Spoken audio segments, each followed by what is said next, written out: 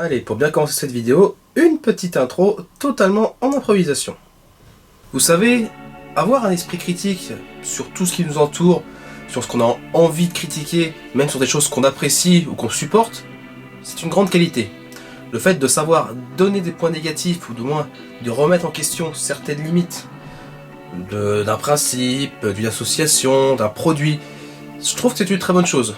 Néanmoins, critiquer sans arrêt, mettre des petits tacles, des petits pics en permanence, sans vraiment avoir de fond, sans vraiment avoir testé, sans vraiment avoir cherché à comprendre la démarche ou ce qu'on nous présente, je trouve quand même que c'est pas super intelligent.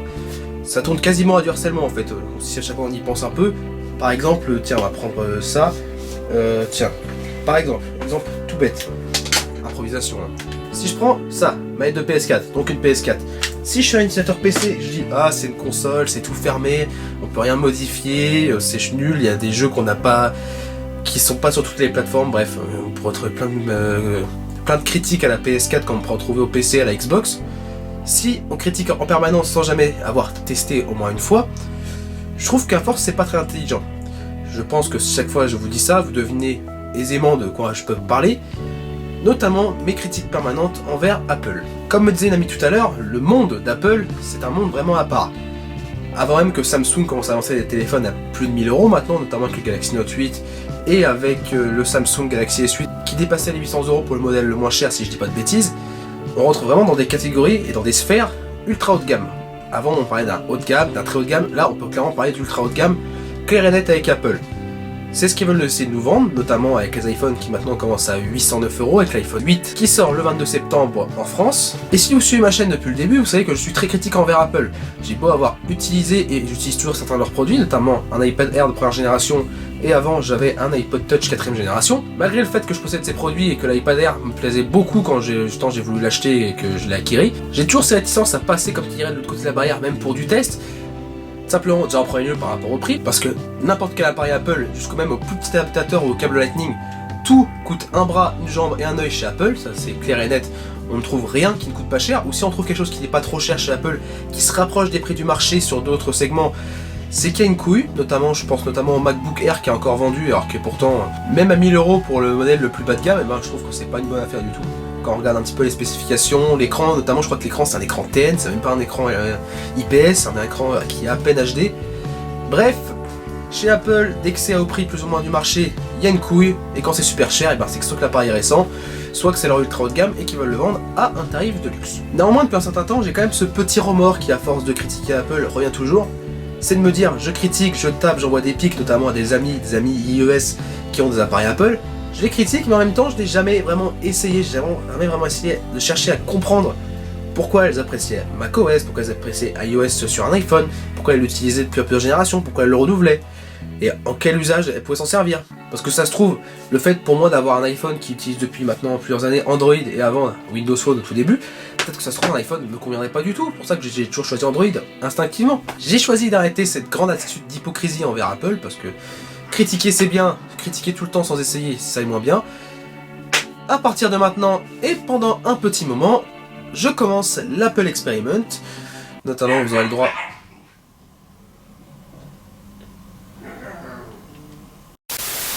Je range la mauvaise foi au placard et je sors le porte-monnaie. Même si ça fait très mal, je vous l'avoue, ça. Même après avoir testé des produits Apple, je ne changerai pas d'avis là-dessus. Le prix reste toujours excessivement cher. Je passe de l'autre côté de la barrière et je lance tout de suite sur la chaîne Statman & Co l'Apple Experiment.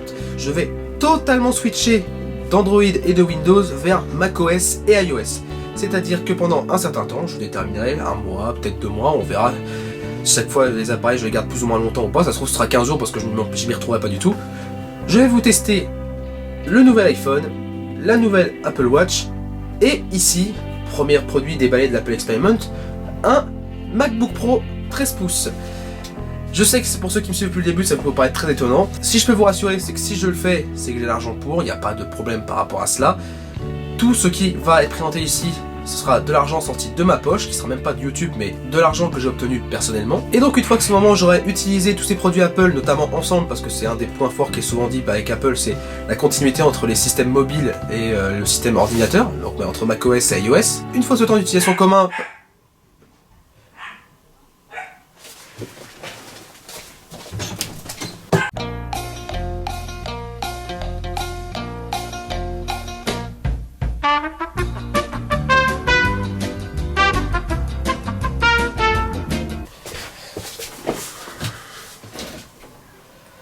Excusez-moi, il y avait les chiens qui aboyaient.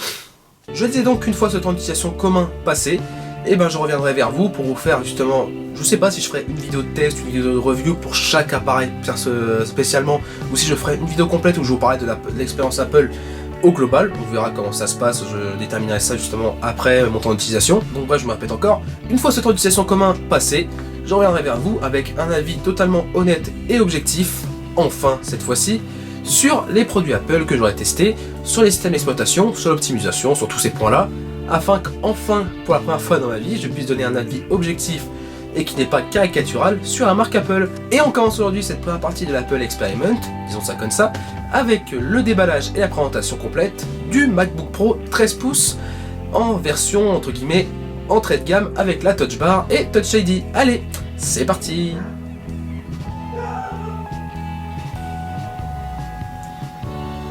Et là, l'aboiement que vous venez d'entendre, c'est mon porte-monnaie qui vient de me dire qu'il a très mal aux fesses. Et nous voici face à la table pour ce premier objet déballé de cette expérience. Alors bien sûr, pas de surprise, comme on est chez Apple, boîte au design minimaliste, simple, mais plutôt classe, avec à l'avant un visuel de l'appareil avec l'écran à moitié ouvert. En bas, la notation MacBook Pro. À droite, la pomme. Derrière, même chose. À gauche, la pomme. Design minimaliste, mais qui passe toujours. Derrière, on va avoir les specs. Ça va me permettre de pouvoir faire, pour une fois, on va dire, une vidéo de présentation un peu plus rapide parce que je vais pas aller en détail dans les specs. Si vous voulez les retrouver, vous irez voir sur le site d'Apple. Je vais vous mettre juste après une capture d'écran quand on en sera là du modèle précis que j'ai acheté pour que vous puissiez le retrouver facilement. Pas forcément pour l'acheter, attention je dis pas tout de suite pas l'acheter, mais pour voir les caractéristiques. Bien sûr, sans suspense, vous pourrez retrouver de même PC sous Windows avec des caractéristiques similaires avec un prix bien inférieur. Les caractéristiques, vous les voyez ici, voilà. On a un écran qui dit Retina de 13,3 pouces IPS LCD de 2560 pixels x 1600 pixels. Ça, c'est une résolution, c'est du 16 dixième, je dirais, si je dis pas de bêtises de tête.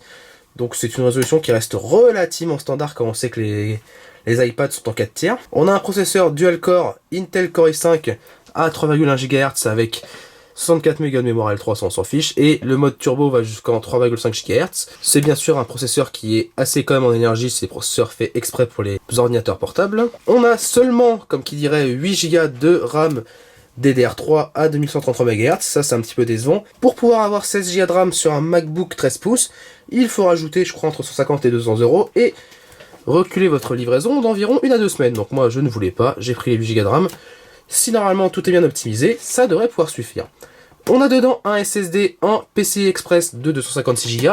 Pareil, j'avais hésité avec un 128 en 256, mais je me suis dit que pour ce que je voulais faire et tester dessus, 256 Go ce serait largement suffisant. Cet ordinateur n'a pas de carte graphique mais a un circuit graphique intégré Intel Iris Plus 650 qui n'est pas d'un grand gain de puissance par rapport à la génération précédente, notamment du MacBook Pro 2016, ça c'est une version 2017. Le grand choix polémique sur ce MacBook que je vais justement pouvoir tester au quotidien, c'est le fait d'avoir placé 4 portes Thunderbolt 3 en USB-C, qui prennent tous les 4 en charge les entrées-sorties en haut débit, je sais plus si c'est 10 ou 50 gigabits seconde, un truc dans le genre, qui prennent aussi en charge la sortie vidéo, donc qui remplace le bon vieux port HDMI ou DisplayPort sur les anciens MacBook Pro, qui prennent aussi bien sûr la charge, parce que la charge aussi ne passe plus par le MagSafe, mais par l'USB-C. Grande nouvelle, ils nous ont laissé la prise jack sur ce MacBook avec des haut-parleurs stéréo. Il me semble que sur celui-là, ils ne sont pas au-dessus de l'appareil, mais en dessous. J'ai voulu prendre aussi pour pouvoir tester l'innovation Keke jusqu'au bout, le modèle avec la Touch Bar, donc c'est une petite barre OLED que je vais vous montrer juste après une fois qu'on aura déballé l'appareil, et le Touch ID pour pouvoir déverrouiller l'appareil. Clairement, ça je le dis tout de suite, et c'est ce que je pense pour le moment, je pense que ça c'est vraiment du gimmick. Pour ceux qui veulent un MacBook, n'hésitez pas, je pense, à vous orienter en dessous si vous avez envie de tester l'expérience d'un MacBook.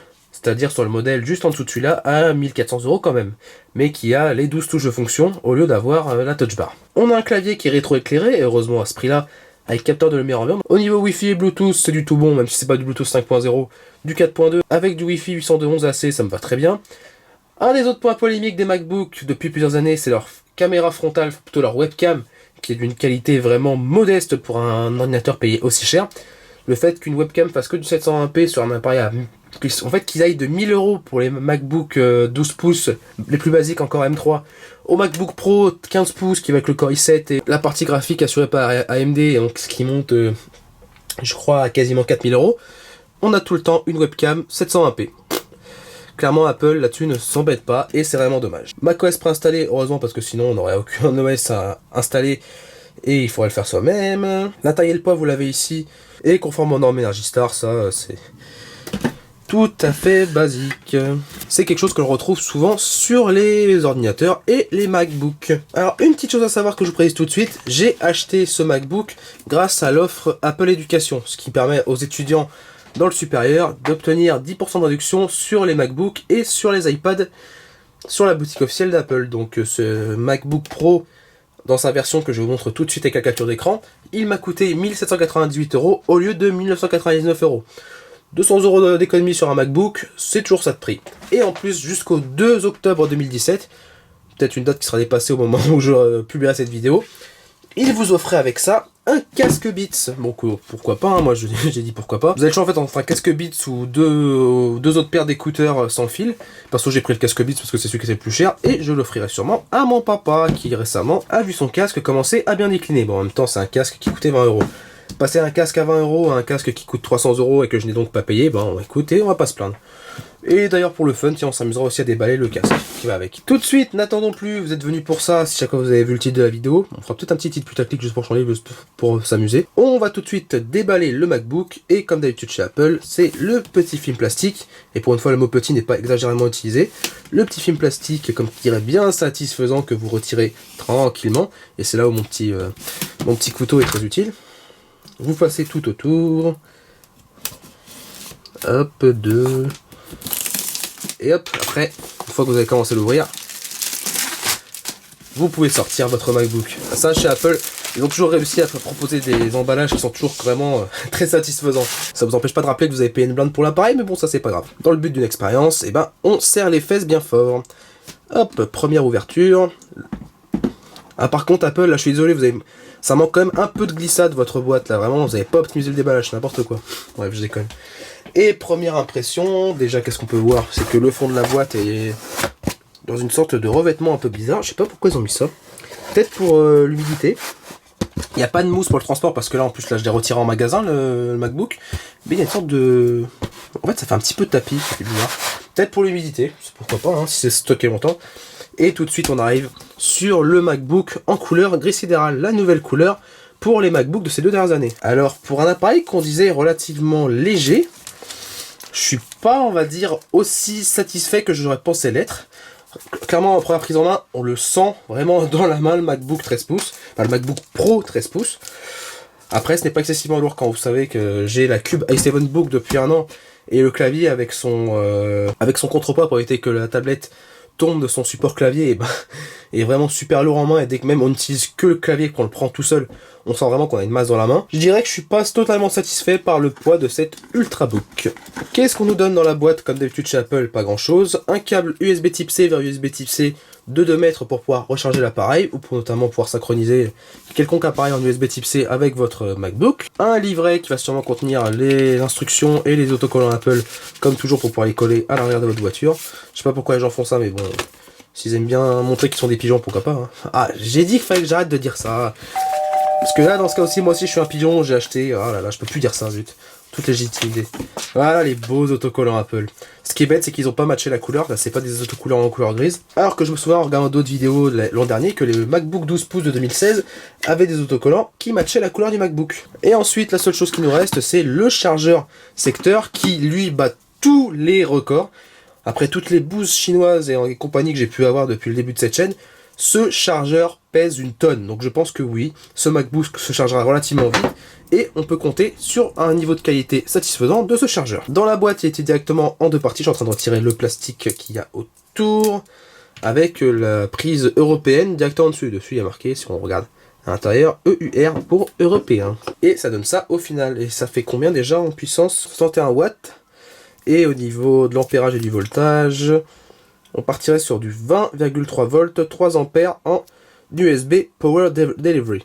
Par contre, ce qui est bien, c'est que ce chargeur semble intelligent, parce que quand vous n'êtes pas en Power Delivery, donc c'est-à-dire que quand vous ne chargez pas en type C en fonction charge, et que vous mettez par exemple votre smartphone ou votre tablette, il arrive à s'adapter à un voltage de tablette ou de smartphone en 5 volts 2,4 ampères. C'est notamment la puissance que sort le multichargeur de chez Showtech que je vous ai montré encore il y a longtemps maintenant et que j'utilise toujours, qui fonctionne toujours très bien d'ailleurs. Donc chaque fois que vous voulez un chargeur, on va dire un seul chargeur en USB type C pour tous vos appareils, vous pouvez vous servir de celui-là. Normalement, il est adéquat. Et pour une fois qu'Apple a une pensée un petit peu communiste envers les autres appareils qui ne sont pas de leur marque, on peut le souligner. À moins que ce soit pour éviter des procès parce que leur chargeur cramerait d'autres appareils. Mais bon, au moins, petite pensée sympathique. Et passons maintenant au plus important, le MacBook 13 pouces, enfin le MacBook Pro 13 pouces, j'ai du mal à me faire à cette dénomination Pro. On retire le papier autour et on a le droit à une belle pièce d'aluminium qui a... Regardez-moi ça, il y a une trace sur mon MacBook. C'est quoi ça? C'était sur la table ou quoi? Ah pourtant il y avait le truc, il y avait le plastique autour. Oh là là, il y avait un truc qui s'est infiltré. Ça me fait peur ça. Bon, une fois les blagues passées, ma petite trace de doigt affichée sur le haut et le focus qui revient. Malgré le poids qui n'est pas aussi satisfaisant que je le pensais, on peut dire une chose sur les produits Apple. Ils sont dans leur très écrasante majorité excellemment construits. Au moins, on ne paye pas un appareil très très cher qui en plus se décomposerait en moins de 2. Bon, sinon, je pense que la marque aurait déjà coulé depuis. On a vraiment un ordinateur qui est fait d'une seule pièce d'aluminium, c'est incroyable. Ils ont même retiré la barre de plastique qui servait avant pour le passage des antennes et l'amélioration de la captation des réseaux. On va essayer de faire comme tous les testeurs, c'est-à-dire quand on l'ouvre pour la première fois, l'ouvrir à une main. Est-ce que ça marche? Est-ce que je vais réussir? Et oui, il se lève tout seul, c'est incroyable. Et normalement, dès qu'on l'ouvre, il s'allume. On va voir si ça se fait. Et oui, on retire le morceau de plastique, enfin de chiffon qui se pose sur l'écran. On va pas le jeter parce que je pense que pour l'instant je vais le laisser. Tant qu'il est neuf, on va en profiter. Hein. Et Mac OS X nous accueille. Par contre, je crois que la résolution de l'écran ne doit pas être à fond parce que sinon, encore une fois, c'est pas satisfaisant à fond. Tu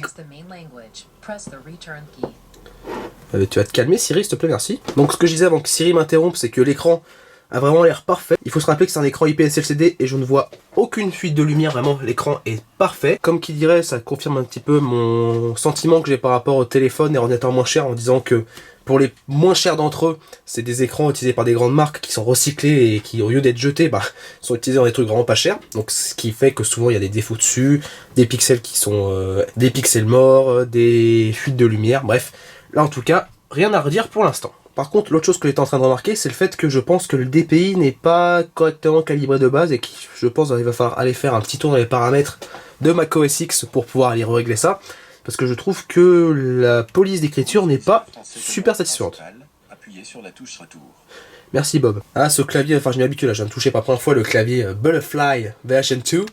Et clairement c'est vraiment un autre sentiment par rapport au clavier classique qu'on a l'habitude d'avoir sur les ordinateurs. On a une course très très courte, je le sens déjà là en l'utilisant. La course, en fait c'est quasiment comme si vous, pour donner le sentiment un petit peu, c'est un petit comme si vous utilisiez un bouton de téléphone en fait, un bouton on-off, un bouton qui clique, c'est tout petit, c'est vraiment la course est toute petite. J'ai envie de dire que au moins pour l'efficacité, quand vous tapez, vous pouvez vraiment taper vite. Et je pense sans vous faire... Si vous savez comment utiliser VoiceOver, appuyez sur le touche commande tout en appuyant sur touch trois fois à l'extrémité droite de la touch bar. Pour découvrir comment utiliser VoiceOver pour configurer votre Mac, touchez à l'extrémité gauche de la touch bar. VoiceOver, shut the fuck up. Thank you. Donc, qu'est-ce que je disais déjà oui, je pense que pour taper rapidement et efficacement sur ce genre de clavier, ça peut être très pratique avec leur course relativement courte. Après, voir si j'arrive à m'y habituer parce que c'est vraiment un sentiment très différent. Personnellement, j'aime bien les claviers avec une course de touche qui est relativement importante. Je sais que j'avais du mal avec l'ordinateur, lequel c'était déjà le Voyo 1 Ultimate que je n'avais que présenté et pas testé. Enfin, j'ai pas fait de vidéo de test. Je sais que j'avais du mal à m'habituer à la course plus courte que d'habitude des touches. Là, le fait qu'il n'y en ait quasiment pas, je pense que je vais mettre un petit peu de temps à m'y habituer. Mais ça, on verra ça dans la prochaine vidéo. Et pour ceux qui ne sont pas au courant, le trackpad maintenant sur les MacBook Pro est vraiment immense. Ça, je sais que les testeurs disent souvent qu'après avoir utilisé un trackpad de MacBook Pro, on a du mal à revenir sur un trackpad normal. Le fait qu'il soit aussi grand, j'espère que ça va pas me gêner en moment de taper, en espérant qu'il y a une bonne, on va dire, une bonne palm rejection, le mot, un bon rejet des... Oh, j'arrive plus à parler français, ça m'énerve. Bref, j'espère que le touchpad arrive à faire la différence entre un doigt qui bouge et des mains qui se posent dessus. Normalement, ça va être le cas. Et là, en l'utilisant, j'ai totalement oublié de... J'avais totalement zappé quelque chose, c'est le fait qu'il n'y a pas de clic sur ce touchpad, mais que c'est, comment ils appellent ça, Force Touch. C'est un touchpad Force Touch. Et vraiment, pour moi qui ne m'en souvenais plus et qui m'en suis rappelé là juste à l'instant, ça imite vraiment bien un clic mécanique. On configure le Wi-Fi.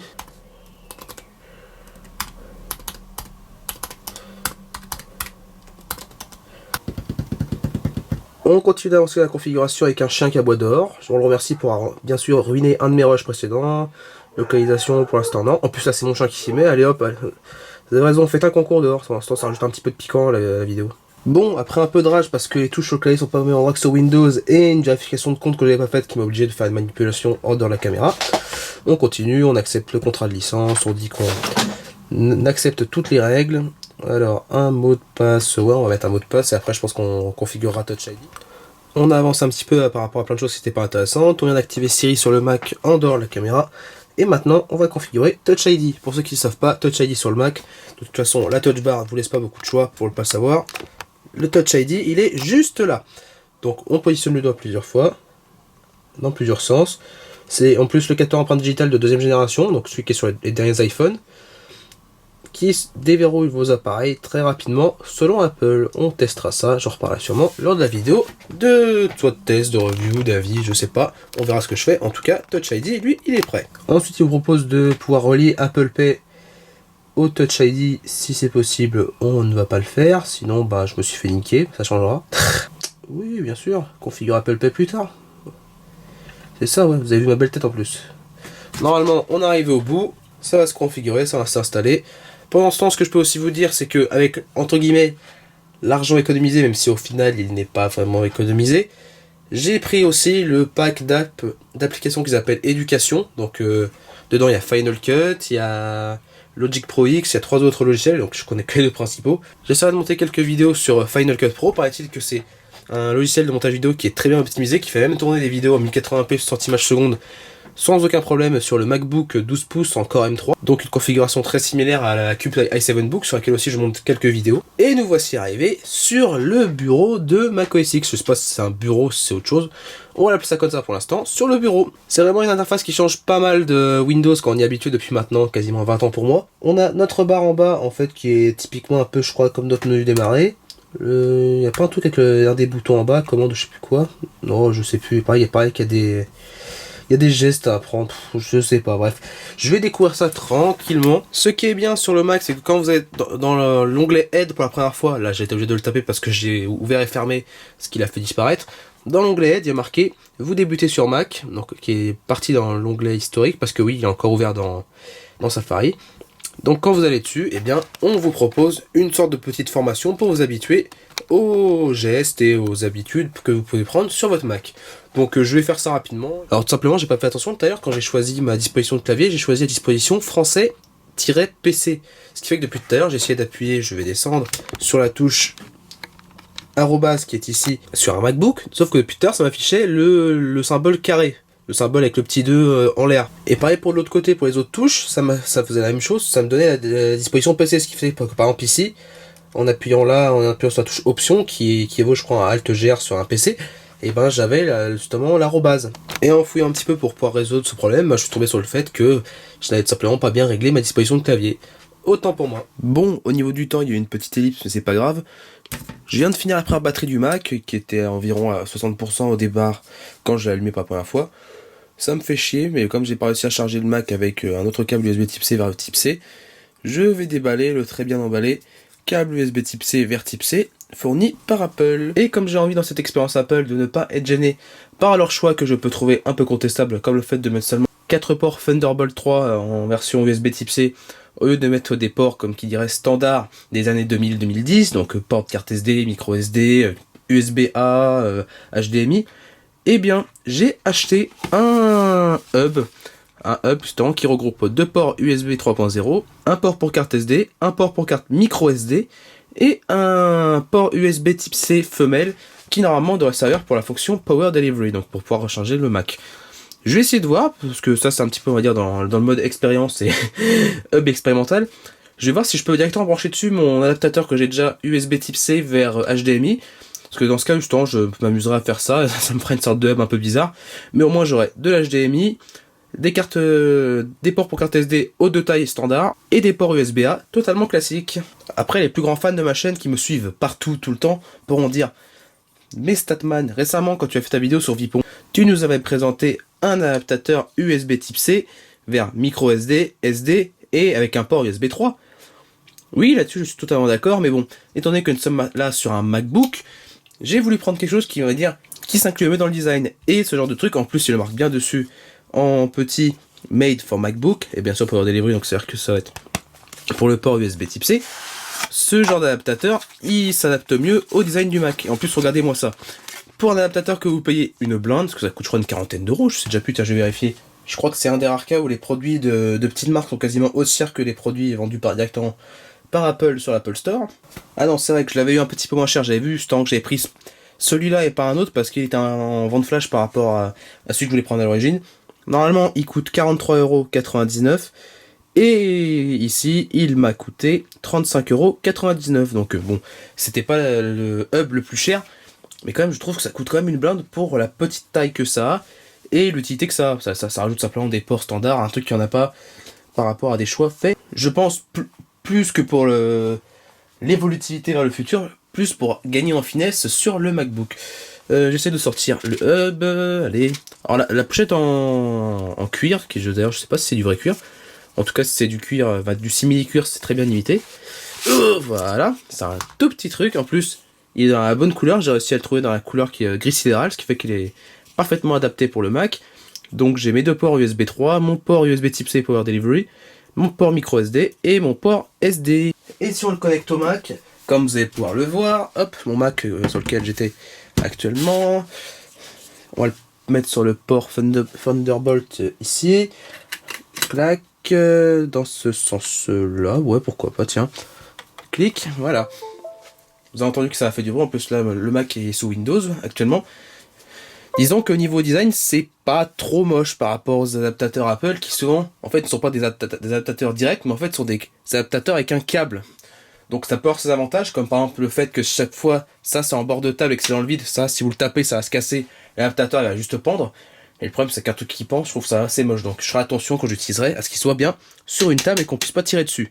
Ah, comme vous pouvez voir, premier point super positif avec cet adaptateur. Regardez bien si je fais un petit zoom. L'adaptateur a pas mal de jeux.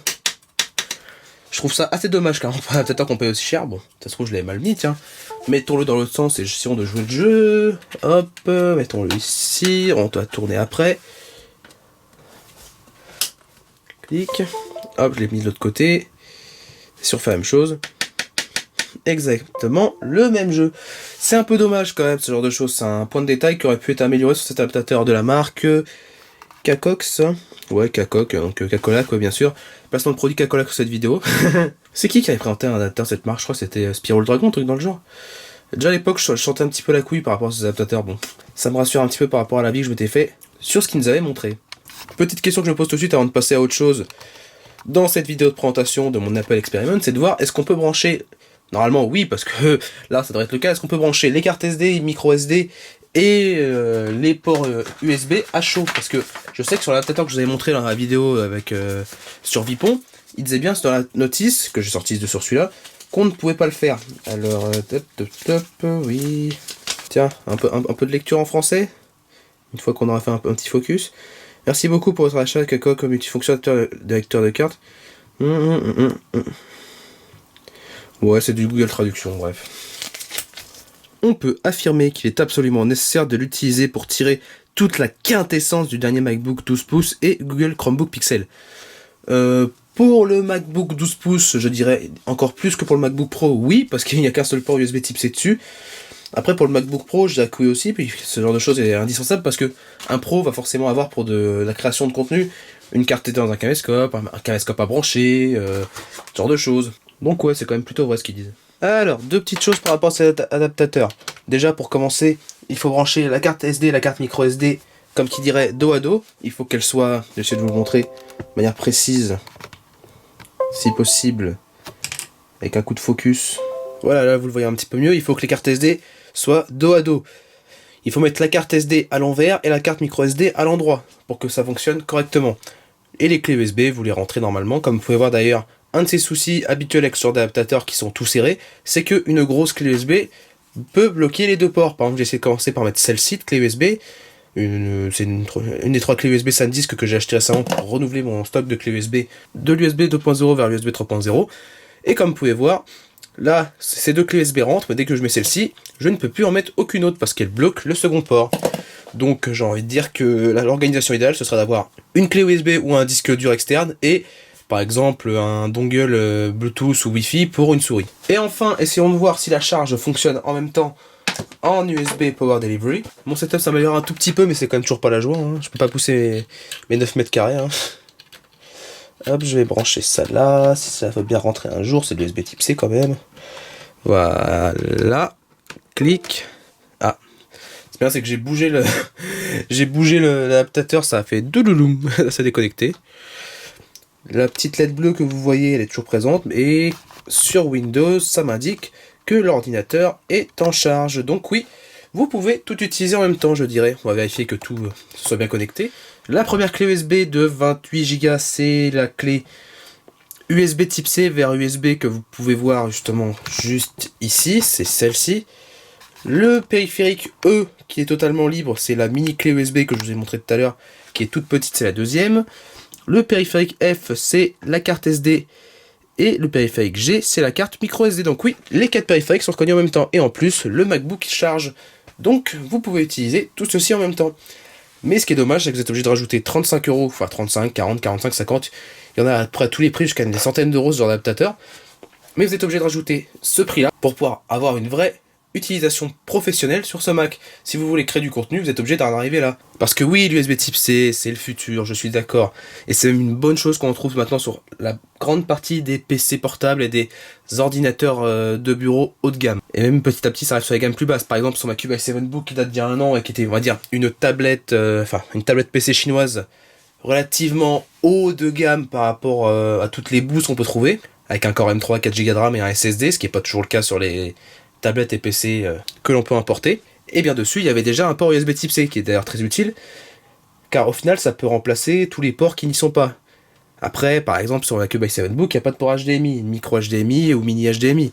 Donc c'est notamment pour ça que je m'en servais en particulier. Et aussi pour avoir de l'USB 3 dessus, parce que dessus, il y a seulement un port micro USB 3.0. Je sais pas si vous vous rappelez, c'est le connecteur qu'il y avait sur le Samsung Galaxy S5. D'ailleurs, bizarrement, c'est le seul téléphone qui en a eu un, parce que d'ailleurs, personne ne l'a utilisé. Et d'ailleurs, l'hypocrisie de Samsung, c'est qu'ils vous mettaient un câble micro USB 2.0 dans la boîte avec un téléphone micro USB 3.0, ce qui était totalement de la folie. Bref, encore une fois, j'ai fait un grand détour, mais pour l'instant, ce petit adaptateur fonctionne, et lors de ma vidéo, enfin ma vidéo, on verra comment j'organise ça dans le futur, qui feront le point sur cette expérience, on reparlera du fait si cet adaptateur peut, on va dire, peut ne pas être une contrainte dans la vie de tous les jours, et sinon, pourquoi, et bon bref, on fera le point là-dessus, je vais l'utiliser comme ceci, et on en reparlera. Et d'ailleurs, petit point incohérent sur cet adaptateur que je viens seulement de remarquer, c'est le fait qu'il y ait une fermeture dessus avec une vis, ce qui est une bonne chose pour sa solidité, et que d'ailleurs qui est tout en métal, donc c'est une bonne chose quand même pour un adaptateur qui coûte 35 €, mais que la vis dessus est une vis Torx. On est arrivé dans un monde où même les adaptateurs les plus cheap du marché ont des vis Torx. Bref, c'est quand même assez incroyable de voir où est-ce qu'on en est arrivé au niveau high-tech depuis tout ce temps. Et bien sûr, pour éviter que cette magnifique pièce d'aluminium avec sa petite vitre par-dessus ne se raye et ne s'endommage trop facilement, j'ai bien sûr acheté une petite housse, une housse qui peut justement me permettre de le transporter dans mon sac sans qu'il y ait de soucis, sans que je me dise qu'il faille que je pose mon sac au millimètre près pour éviter qu'il y ait des rayures à la sortie pour ce MacBook. Et je l'ai prise chez la même marque chinoise inconnue, chez laquelle j'avais pris ma housse pour ma Cube i7 Book, parce que même après un an d'utilisation, je vais vous la sortir cette housse, même après quasiment un an d'utilisation, comme vous pouvez voir, là je l'avais prise en bleu pour le MacBook, je l'ai prise en or pour qu'elle soit un peu plus sobre, et ben comme vous pouvez voir, il n'y a pas trop de soucis. Bon là il y a quelques petites taches, mais bon ça c'est normal quand vous transportez quelque chose dans un sac, mais vraiment en plus, ce que j'ai beaucoup aimé c'est à l'intérieur, c'est la matière justement, je sais pas si c'est de la matière microfibre ou si c'est tout simplement une matière, enfin c'est matière douce dans tous les cas, et qui évite que l'ordinateur prenne trop de choc. Donc j'ai refait confiance à la même marque, et normalement c'est même le même type de housse, car il y a aussi avec la deuxième compartiment à part qui permet de pouvoir transporter tout ce que vous voulez. Par exemple dans le cas de mon MacBook, ça me permet de pouvoir transporter l'adaptateur USB type C vers USB charge et carte SD et carte micro SD. Je pourrais aussi prendre d'autres adaptateurs si je veux. Et donc cette fois-ci, elle est en 13,3 pouces, au lieu d'être, comme pour celle-ci, en 11,6 pouces. Je sais que c'est un petit peu dommage d'accumuler autant de housses pour des appareils, mais bon, étant donné que la Cube i7 Book, je compte la garder jusqu'à qu'elle meure, et que mon MacBook Pro, j'ai évité qu'il soit cassé, parce qu'on ne sait jamais si je veux le revendre derrière, que je puisse le revendre au meilleur prix, par exemple, ou si je veux le garder, qu'il reste dans un bon état, jusqu'à que lui aussi je le remplace un de ces quatre, et je veux au moins qu'il soit en bon état. Donc dedans un sac de silica gel, et bien sûr, comme je vous l'ai dit, le deuxième compartiment dans lequel vous mettez tous vos accessoires. Par exemple, je pourrais mettre ma clé USB, mon adaptateur, mon deuxième adaptateur qui me sert pour pouvoir avoir un port HDMI, bref, tout ce genre de choses. Et si on met le MacBook dedans, on va dézoomer un petit peu, même si vous allez voir tout le bordel autour, c'est pas grave, ça donne ceci. Hop, on le rentre dedans, paf. Le MacBook dedans il bouge là-dessus, ça c'est clair, mais au moins il y a une protection autour qui évite qu'il soit endommagé directement. Je sais que j'ai fait un aller-retour avec dans mon sac sans aucune protection, et je vous avoue que j'ai eu très peur. Bref, c'est tout pour cette partie sur la housse. Pour ce qui est de l'installation de Windows sur un Mac, alors je ne vais pas vous mettre toute l'installation avec l'assistant Bootcamp, parce que c'est vraiment très simple. Apple vous guide vraiment très bien pour pouvoir installer tout ça sur votre ordinateur. Il suffit juste d'aller télécharger le fichier ISO sur le site de Microsoft, de le rentrer justement dans Bootcamp, et de suivre simplement les instructions qu'on va vous donner, de définir une partition de stockage pas trop grande, mais pas trop petite pour pouvoir utiliser Windows convenablement, notamment si vous voulez utiliser des jeux dessus ou des trucs dans ce genre. Et après, une fois que vous avez justement fait tourner l'assistant Bootcamp, votre installation de Windows se fait comme si vous aviez un PC justement sous Windows. Vous configurez tous les paramètres qui sont disponibles, assistant de publicité, envoi de données, tout ça. Vous gérez vous-même personnellement, je fais toujours en personnalisé pour éviter qu'il y ait des petits problèmes. Vous donnez un nom justement à votre session et un mot de passe. Ce qui est bête, c'est que vous ne pouvez pas utiliser Touch ID sous Windows, alors que pourtant Windows Hello existe, mais c'est dommage, c'est qu'il n'est pas compatible avec le Touch ID du Mac. Vous rentrez tout ça, vous faites tout tourner, l'autre PC se prépare, il vous dit bonjour, et à la fin, il vous dit de vous lancer. Et ce qui se passe par rapport à une installation de Windows sur un PC sous Windows, c'est qu'un assistant de programme d'installation Bootcamp se lance aussi pour pouvoir installer tous les drivers de votre MacBook Pro, notamment le Wi-Fi, le Bluetooth, tout ce genre de choses. Une fois que l'installation de tous les drivers via Bootcamp est terminée, vous devez redémarrer votre PC, vous le faites redémarrer tranquillement, et justement après vous pouvez utiliser Windows 10 comme si vous étiez sur un PC tout à fait classique. Vous pouvez configurer le Wi-Fi, vous pouvez aller sur internet, et même justement pour pouvoir faire un petit test rapide, j'ai essayé de faire tourner sur une carte SD comme je fais d'habitude justement sur ma Cube i7 Book Adobe Premiere Pro en version très légale, et justement ça n'a pas marché. Il y a des problèmes avec des lames qui étaient existantes, alors que pourtant sur ma Cube i7 Book je n'avais aucun souci. Est-ce que c'est par rapport à la non-activation de Windows à ce moment-là? Je n'en sais rien. En tout cas, j'ai activé Windows par la suite avec une clé que j'ai payée à un prix totalement ridicule. Donc la légitimité de la clé est assez basse, je dirais. En tout cas, la clé fonctionne et je n'ai jamais eu de soucis après une semaine d'utilisation en utilisant Windows de temps en temps. Je vous mets dans la description le lien où j'ai trouvé cette clé d'activation de Windows 10 famille à un prix dérisoire. Et c'est tout ce que j'ai à vous dire pour l'instant par rapport à ce MacBook Pro, qu'il soit sous Windows ou sous macOS.